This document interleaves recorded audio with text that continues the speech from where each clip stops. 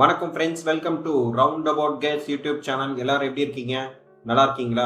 ஒவ்வொரு நாளும் ஒவ்வொரு கோவிலை பத்தி டீட்டெயிலா இந்த சேனல்ல பார்த்துட்டு வரோம். இன்னைக்கு நம்ம பார்க்க போற திருக்கோவில் விருத்தாச்சலம் எனும் ஊரில் உள்ள அருள்மிகு கொளஞ்சியப்பர் திருக்கோவில். இந்த கோவிலை பத்தி டீட்டெயிலா தெரிஞ்சுக்கலாமா? கொளஞ்சியப்பரின் வலப்பாகத்தில் கிழக்கு நோக்கிய சன்னதியில் அருள்மிகு சித்தி விநாயகர் பெரிய திருமேனி கொண்டு காட்சி தருகிறார்.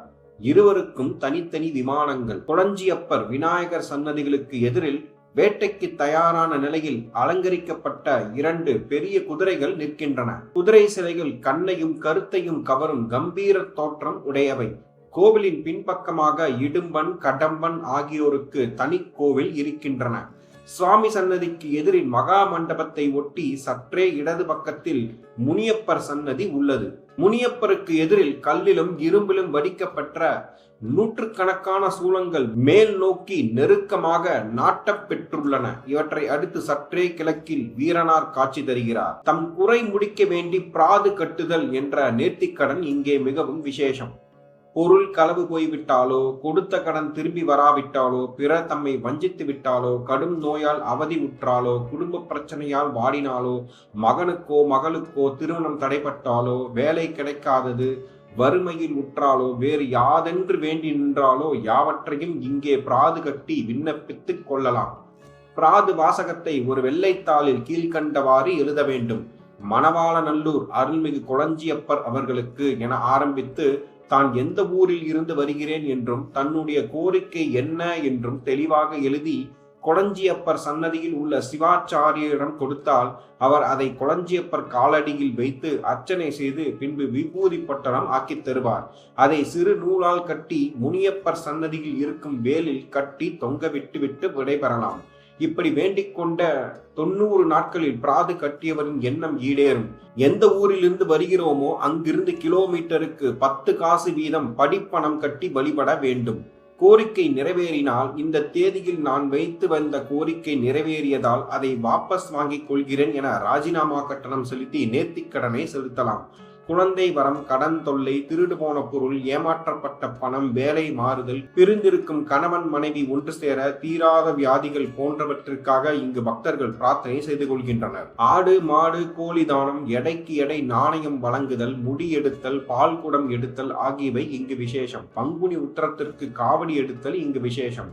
உடலெங்கும் அழகு குத்தி வருதல், மெய் சிலிர்க்க வைக்கும் காட்சி. உண்டியலில் பொன் தாலி, குண்டு, வெள்ளியில் பரு முதலியன நீங்க பெற்றவர்கள் அதன் வடிவில் செய்து வழங்கும் பரு உருண்டை, கண்ணடக்கம், மனிதர் கை, கால், வயிறு, மார்பு வடிவில் செய்யப்பட்ட வெள்ளி உடல் உறுப்புகள், தொட்டிலில் கிடக்கும் குழந்தை வடிவங்கள் யாவும் நேர்த்திக்கடங்களாக செலுத்தப்படுகின்றன. கருவறையின் பின்பக்கம் வேப்ப மரம் மற்றும் அரச மரங்களில் குழந்தை உறங்குவது போல் ஒரு கல் வைத்து சிறு ஏனைகள் கட்டி தொங்கவிடப்பட்டு பிள்ளை வரம் வேண்டுதலும் உண்டு. தொட்டில் கட்டுதல், பூஜை மணி வாங்கி வைத்தல், விளக்குகள் வாங்கி வைத்தல் ஆகியவற்றையும் பக்தர்கள் செய்கின்றனர். நெல், கம்பு, கேழ்வரகு, சோளம், மணிலா, உளுந்து, பயிறு, கொள்ளு, நவதானியங்கள், மஞ்சள், முந்திரி, கனி வகைகள், பலா, வாழை, மா, அனைத்து வகை காய்கறிகள், பசுமாடுகள், காளைகள், எருமை, கன்றுகள், ஆடுகள், கோழிகள் என பக்தர்கள் நேர்த்திக்கடன்களாக செலுத்துகின்றனர். வசதியுள்ள பக்தர்கள் தாமே உணவு தயாரித்து படையில் இட்டு நெய்வேத்தியம் செய்து மற்றவர்களுக்கும் அன்னதானம் வழங்குகிறார்கள். சுவாமி சுயம்புமூர்த்தி என்ற பெருமை பெற்றவர். உருவத் திருமேனி கொண்டவர் அல்ல. கண்ணுக்கு புலப்படா அருவத் திருமேனியருக்கும் அல்லர். உருவமும் அருவமும் கலந்த அருவுருவத் திருமேனி கொண்ட ஒரு பீடத்தின் வடிவில் இங்கே காட்சி தருபவர் இந்த கொளஞ்சியப்பர். பலிபீட சுரூபமாக இருந்து முருகன் அருள் பாலிக்கின்றார். 3 அடி உயரம் கொண்ட சுயம்பு பலிபீட பிரதிஷ்டையே மூலஸ்தானம். கருங்கல் பீடத்தின் கீழே முருகனது சடாட்சரம் பொறிக்கப்பெற்ற ஸ்ரீசக்கரம் ஒன்றும் இடம்பெற்றுள்ளது. அபிஷேக ஆராதனைகள் யாவும் பீட வடிவில் திகழும் முருகப்பெருமானுக்கே நிகழ்த்தப்பெறுகின்றன. வேப்பெண்ணையை பக்தர்கள் வாங்கி கொண்டு போய் கொளஞ்சியப்பர் சன்னதியில் வழங்க அர்ச்சகர் அதனை இறைவன் பாதத்தில் வைத்து வழியாற்றி ஐயன் அருள் மருந்தாக்கிய விபூதியை சிறிது அந்த எண்ணெயில் இட்டு வழங்குகிறார். தீட்டு தலங்கள் இல்லாது நீராடி தூய்மையாக இருந்து இந்த எண்ணெயை பெற்று தடவினால் தீராத பல நோய்கள் எல்லாம் குணமாகி விடுகின்றன.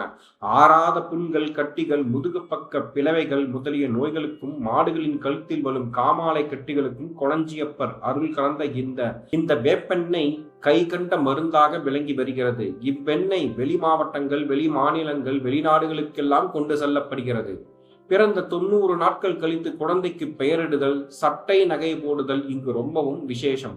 குழந்தை பிறந்ததில் இருந்து இங்கு வளரும் வரை குழந்தைக்கு சட்டை போட மாட்டார்கள், பொட்டு கூட வைக்க மாட்டார்கள். இந்த சன்னதிக்கு வந்த பின்னரே குழந்தைக்கு சட்டை போட்டு பொட்டு வைக்கிறார்கள். இக்கோவிலின் தல வரலாறை பார்ப்போம். தேவாரம் பாடிய சுந்தரர் திருமுதுகுன்றம் பகுதிக்கு வந்தார், அதாவது விருத்தாச்சலம் பகுதிக்கு வந்தார்.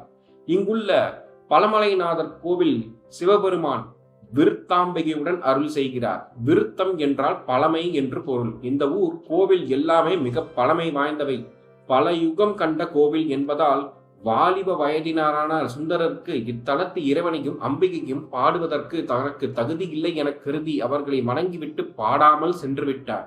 சுந்தரரின் பாடல்கள் என்றால் இறைவனுக்கு மிகவும் விருப்பம். அம்பாளுக்கும் அதே விருப்பம் இருந்தது. உடனே சிவன் முருகனை அழைத்தார். முருகன் வேடுவ வடிவம் எடுத்து சுந்தரரிடம் சென்று அவரிடமிருந்த பொன்னையும் பொருளையும் அபகரித்தார். இறை பணிக்கான பொருளை தன்னிடம் திருப்பி தந்துவிடு என சுந்தரர் வேடுவனிடம் கெஞ்சவே அதை திருமுதுகுன்றத்தில் வந்து வெற்றுக்கொள்ளும்படி சொல்லிவிட்டு மறைந்து விட்டார். இறைவனின் செயலால் இப்படி நடந்தது என்பதை புரிந்து கொண்ட சுந்தரர் திருமுதுகுன்றம் அதாவது விருத்தாச்சலம் வந்து இறைவனிடம் மன்னிப்பு கேட்டு பாடல் பாடி இழந்ததை பெற்றுச் சென்றார். சுந்தரரை வழிமறித்து வேடுவராக வந்த முருகப்பெருமானே திருமுதுகுன்றத்தின் மேற்கே சுயம்பு ஊர்த்தியாக தோன்றி சுந்தரருக்கு அருள்பாலிக்கிறார். முருகன் தோன்றிய இடத்தில் குளஞ்சி எனப்படும் மரங்கள் சூழ்ந்திருந்ததால் இவர் குளஞ்சியப்பர் என பெயர் பெற்றார். காலப்போக்கில் கொளஞ்சியப்பர் என தெரிந்தது.